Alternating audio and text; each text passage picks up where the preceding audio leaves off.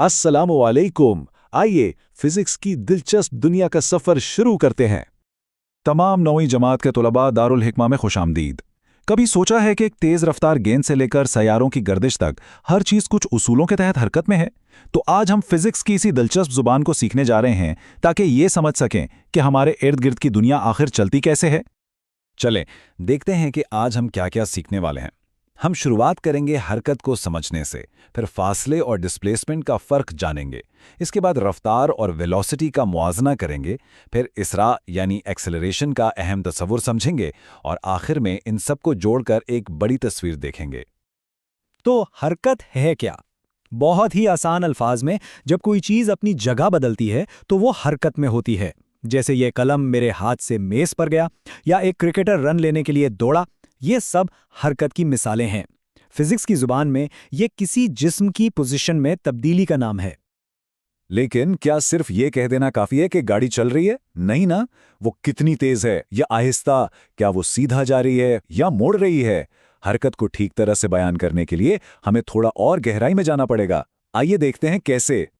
तो हमारी समझ का पहला कदम दो ऐसे अल्फाज से शुरू होता है जो अक्सर एक ही समझे जाते हैं, फासला और डिस्प्लेसमेंट। ये सुनने में एक जैसे लगते हैं, लेकिन फिजिक्स की दुनिया में इनमें बहुत बड़ा फर्क है। फासला यानी डिस्टेंस बहुत सीधा सा है।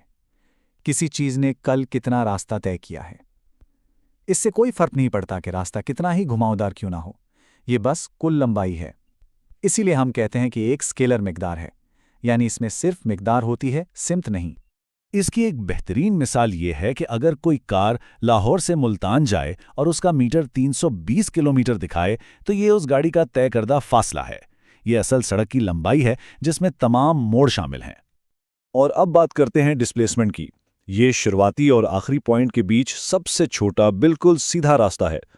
और यहाँ सबसे अहम बात यह है कि डिस्प्लेसमेंट में सिमत यानी डायरेक्शन हमेशा शामिल होती है, इसीलिए ये एक वेक्टर मिकदार है। तो फर्क बिल्कुल साफ है। फासला एक स्केलर है, सिर्फ लंबाई, जैसे 320 किलोमीटर, जबकि डिस्प्लेसमेंट एक वेक्टर है, यानी लंबाई भी और सिमत भी, जैसे लाहौर से मुल्तान तक जनूब की तरफ एक सीधा रास्ता। एक सिर्फ कितना बताता है, दूसरा कितना और किस तरफ ये भी बताता है। ठीक है, तो हमने कहाँ और कितनी दूर की बात तो कर ली। अब इस कहानी में वक्त को भी शामिल करते हैं, और जब हम ऐसा करते हैं तो हमें दो नए और अहम तस्वुरात मिलते हैं, रफ्तार और वेलोसिटी। रफ्तार यानी स्पीड हमें ये बताती है कि कोई चीज़ कितनी तेज़ी से फासला तय कर रही है। बिल्कुल फासले की तरह इसमें भी सिमत का कोई काम नहीं होता। ये सिर्फ इस बात की पैमाइश है कि कोई चीज़ कितनी तेज़ है। और इसे कैलकुलेट करना बहुत ही आसान है। बस कुल तय किए गए फासले को इस सफ़र में लगने वाले कुल वक्त से तकसीम कर दें और हमें रफ्तार मिल जाएगी। फिजिक्स में हम इसे इस सादा से फॉर्मूले से लिखते हैं, v बराबर है s तकसीम t। यहाँ v रफ्तार के लिए, s फासले के लिए और t वक्त के लिए इस्तेमाल होता है। ये एक बहुत ही कारआमद फॉर्मूला है। और रफ्तार का जोड़ीदार है वेलोसिटी। जैसे रफ्तार का ताल्लुक फासले से है, ठीक इसी तरह वेलोसिटी का ताल्लुक डिस्प्लेसमेंट से है। वेलोसिटी हमें न सिर्फ ये बताती है कि कोई चीज़ कितनी तेज़ी से हरकत कर रही है, बल्कि ये भी बताती है कि किस सिमत में कर रही है, और इसी वजह से ये भी एक वेक्टर मिकदार है।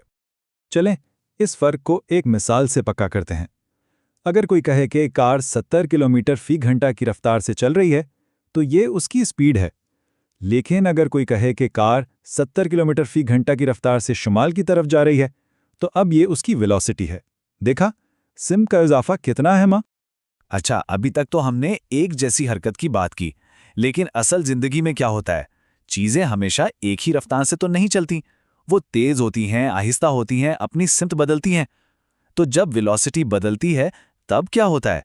यहीं पर हमारा आखिरी और सबसे अहम तस्वुर सामने आता है, इसरा यानी एक्सेलरेशन। ये मंजर तो हम सबने देखा है।